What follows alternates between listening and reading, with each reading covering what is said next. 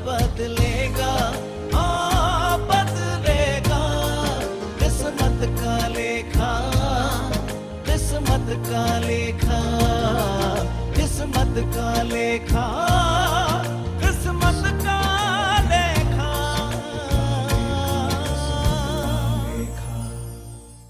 नमस्कार दोस्तों, बदलेगा किस्मत का लेखा में आपका स्वागत है। दोस्तों, सबसे पहले तो हमारे लिए यह जानना बहुत जरूरी है कि ज्योतिष क्या है। ज्योतिषा, ज्योति मतलब प्रकाश और साह मतलब वह ग्रंथ। ज्योतिष एक वह ग्रंथ है जो हमें हमारे समय की, हमारे भाग्य की जानकारी मात्र देता है। पर कहते हैं कि भाग्य कर्म के बिना किसी का नहीं बदलता। दोस्तों, सबसे पहले ज्योतिष की उत्पत्ति कैसे हुई, हमें यह जानना भी बहुत आवश्यक है। ज्योतिष की उत्पत्ति सबसे पहले भृगु ऋषि ने की। भृगु ऋषि जो सप्त ऋषियों में से एक महान ऋषि हुए हैं, जो ब्रह्मा जी के मानस पुत्रों में से एक हैं। दोस्तों, जब भृगु ऋषि ने देखा कि मनुष्य के जीवन में बहुत सारी विपत्तियां हैं, बहुत सारी परेशानियां हैं और उसको कोई रास्ता नहीं मिल रहा, उसको कोई प्रकाश नहीं मिल रहा, तब ज्योतिष के बारे में भृगु ऋषि के मन में ख्याल आया, विचार आया और उन्होंने एक शास्त्र लिख डाला जिसको नाम दिया गया भृगु शास्त्र। दोस्तों, भृगु संहिता सिर्फ इसीलिए लिखा गया था कि जब मनुष्य के जीवन में परेशानियां आए, उसका जीवन अंधकारमय हो जाए, तो वो ऐसे कौन सा प्रकाश लेकर के आए कि अपने जीवन के अंधकार को समाप्त कर डाले। दोस्तों, भृगु संहिता जब लिखी गई, भृगु संहिता ज्योतिष के माध्यम से वह शास्त्र है जो मानव जीवन के अंधकार को समाप्त करने में हर मनुष्य के लिए सहायक सिद्ध हुआ है। मैं पराशर ऋषि की बात करूं या मिहिर ऋषि की बात करूं या मैं और भी अपने महर्षियों की बात करूं, तो उन्होंने सबसे पहले जब भृगु ऋषि के द्वारा लिखित भृगु संहिता को पढ़ा, तब उन्होंने उसमें कुछ चेंजेस किए और अपने अपने शास्त्रों का उल्लेख किया। दोस्तों, मैं सबसे पहले तो यही कहना चाहूँगा कि ज्योतिष एक महान शास्त्र, महान ग्रंथ है जो हमें हमारे समय की जानकारी देता है।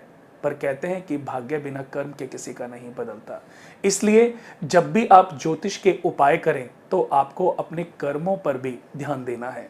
जो व्यक्ति अपने कर्मों पर ध्यान देता है, उसको लंबे समय तक उपायों को करने की आवश्यकता नहीं होती। उसका जीवन एक बार अगर ट्रैक पर आ जाए, फिर वह व्यक्ति कभी पीछे मुड़ के नहीं देखता। आज हम बच्चों के पढ़ाई को, बच्चों की विद्या को, बच्चों की लाइफ के बारे में बात करेंगे। दोस्तों, मैं Kunal Kumar, astro tips by Kunal Kumar के माध्यम से आपको बताना चाहता हूं और वह ज्ञान आपको देना चाहता हूं जो ज्ञान अगर आपके जीवन को प्राप्त हो जाए तो आपके अंधकारमय जीवन को, आपके बच्चों के अंधकारमय जीवन को प्रकाश दे सकता है। इस ज्ञान को प्राप्त करने की भी आवश्यकता है और लोगों में बांटने की भी आवश्यकता है। विद्या वह दान है, जितनी बांटी जाए उतना आपका ज्ञान भी और ज्यादा डेवलप होता है। दोस्तों, सबसे पहले तो astro tips by Kunal Kumar जो हमारा यूट्यूब चैनल है, इसको सब्सक्राइब करें और मेरा आपसे अनुरोध है कि ज्यादा से ज्यादा आप अपने मित्रों में, अपने रिश्तेदारों में इस चैनल को शेयर करें, इन वीडियो को शेयर करें।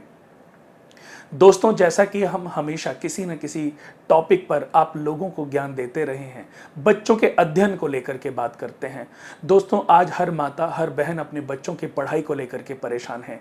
उनके बच्चों का मन पढ़ाई में नहीं लगता, उनका कंसंट्रेशन नहीं बन पाता। जब पढ़ने बैठते हैं तो कभी उनके पेट में दर्द हो जाता है, कभी कोई प्रॉब्लम शुरू हो जाती है। बच्चे जब टीन एज में जाते हैं तो कहीं ना कहीं भ्रमित हो जाते हैं। लड़की छोटी एज है और वो अभी से प्यार के चक्करों में पड़ गई। आपका बच्चा छोटा है, बेटा अभी छोटा है, अभी सिर्फ 14-15 साल का है, लेकिन उसका कोई आपको अफेयर सुनने को मिल गया। तो अभी टीन एज में दोस्तों हमें बच्चों को नियंत्रित करने की बहुत जरूरत है। अगर हम इस समय ध्यान नहीं देंगे तो बाद में कहते हैं ना दोस्तों कि अगर हम पौधे को लगाते हैं, अगर वो पौधा टेढ़ा मेढ़ा जाने लगे तो हम एक डंडी बांध करके उस पेड़ को, उस पौधे को सीधा कर देते हैं। लेकिन अगर वह पौधा वृक्ष बन जाए और वो टेढ़ा हो जाए, तब हम लाख कोशिशें करने के बाद भी उस वृक्ष को सीधा नहीं कर सकते। दोस्तों, यही मैं आपको समझाना चाहता हूं कि संस्कार वह ज्ञान है जो हर माता पिता अपने बच्चों को दे सकते हैं। अच्छे संस्कार की आपको मुझे समझाने की जरूरत नहीं है। बड़ों की आदर सेवा करें, बड़ों का सत्कार करें, माता पिता की आज्ञा का पालन करें, छोटों के साथ हमेशा प्यार रखें। अगर आपका बच्चा कभी गलत भाषा का प्रयोग करता है, चाहे वो आपके सर्वेंट हैं, चाहे वो आपके नौकर चाकर हैं, चाहे आपके फैक्ट्री में काम करने वाले लोग हैं, अगर आपका बच्चा गलत भाषा का प्रयोग करता है तो उसको उसी समय रोक दें, उसको डांटें, उसको समझाएं। पहले कोशिश करें प्यार से समझाएं, अगर नहीं समझा तो थोड़ा बहुत डांटना भी कोई गलत बात नहीं है, लेकिन किसी के लिए भी गलत शब्दों का प्रयोग करना बहुत ही हानिकारक सिद्ध हो सकता है। दोस्तों, ये एक संस्कार की बात है। अब मैं ज्योतिष के माध्यम से आपको बात करना चाहता हूं। दोस्तों, हमारी किसी भी व्यक्ति की कुंडली में पंचम भाव से विद्या भाव देखा जाता है, बुद्धि देखी जाती है, ज्ञान देखा जाता है।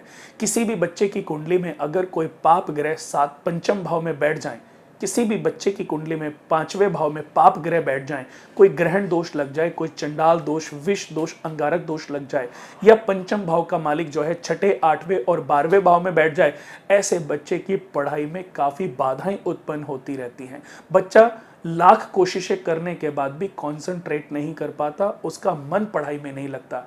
आज थोड़ा सा मेहनत करता है, थोड़ी सी पढ़ाई करने के लिए बैठता है, लेकिन उसके मन में कुछ और विचार आने लगते हैं, यानी कि उसका जो मन है वो भंग हो जाता है। चंद्रमा से हमारी मन स्थिति देखी जाती है और किसी भी बच्चे के लिए मन का स्थिर होना बहुत ही जरूरी है। चंचलता बच्चों के अंदर वैसे भी बहुत ज्यादा होती है, और जब बच्चे छोटे होते हैं या टीनेज की तरफ बढ़ते हैं तब चंचलता बढ़ती रहती है। कुमार अवस्था में बुध का और चंद्रमा का बहुत प्रभाव बच्चों के ऊपर रहता है। तो ऐसे बच्चों को सुबह उठते ही एक ऐसा अद्भुत उपाय दोस्तों मैं बताने जा रहा हूं कि अगर आपने इसको करना आरंभ किया तो आपके जीवन में, आपके बच्चों के जीवन में बहुत अच्छे परिवर्तन आएंगे। जब सुबह आपके बच्चे उठते हैं तो उनको आदत डालें कि गायत्री मंत्र का 3 बार उच्चारण करें। 3 बार या 21 बार गायत्री मंत्र का अपने ही बिस्तर पर बैठ करके उच्चारण करें। धरती माता को 3 बार अपने से टच करके अपने माथे से लगाएं और फिर सीधा पांव जमीन पर रखें। ये आदत आपके बच्चों का एक दिन संस्कार बन जाएगी और आपके बच्चों के अंदर इतनी पॉजिटिविटी, इतनी ऊर्जा का संचार करेगी कि आपको कहीं पर भी भटकने की आवश्यकता नहीं होगी। किसी बच्चे की कुंडली में अगर बहुत ज्यादा प्रॉब्लम है तो आप पंचम भाव का रत्न आप अपने बच्चे को पहना सकती हैं।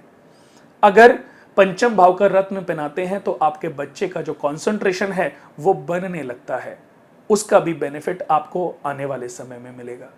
दोस्तों, हमारी संस्था द्वारा एक अद्भुत कुंडली का निर्माण किया गया है और वह कुंडली इतनी अद्भुत है कि अगर आप उसको अपनी और अपने बच्चों की बनवाएंगे तो आपको स्टार्टिंग से ही आपके बच्चों की लाइफ के बारे में पता होगा। आप पूरा ज्ञान आपके बच्चे के बारे में आपको मिल जाएगा।